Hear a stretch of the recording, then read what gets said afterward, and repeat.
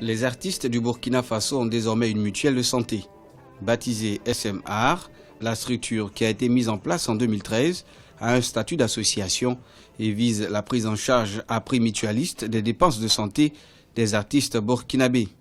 Initiative des plus rares et portée par les artistes eux-mêmes, elle compte une cinquantaine de membres fondateurs et entend travailler à susciter auprès des milliers d'artistes que compte le pays une plus large adhésion. Quand c'est l'artiste, tout le monde veut cotiser pour lui.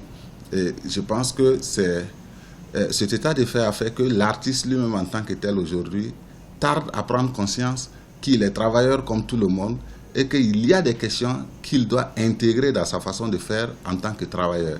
Et quand on se sent travailleur, il y a des questions aujourd'hui autour de la sécurité sociale, autour de la prise en charge socio-sanitaire qu'un travailleur doit tous les jours respecter parce qu'il vit des risques. Les prestations de la mutuelle du type familial ou individuel sont à 80% en ambulatoire et hospitalière. À côté des fonds de prévoyance nationaux qui regorgent de plus de moyens, ces défis, outre les problèmes financiers liés à son fonctionnement, restent l'appropriation de la structure par les concernés eux-mêmes et la mauvaise perception de ses missions par l'administration culturelle.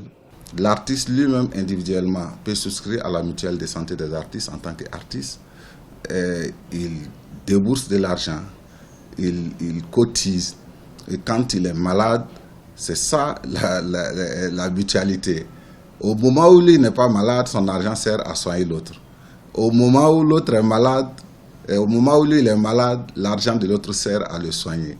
Il faut considérer un artiste comme une entreprise.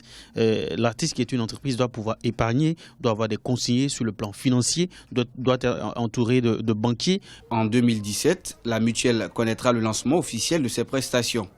À l'instar d'autres mutuelles de la sous-région, elle est dotée d'un conseil d'administration, un comité de contrôle, un comité exécutif et un de gestion.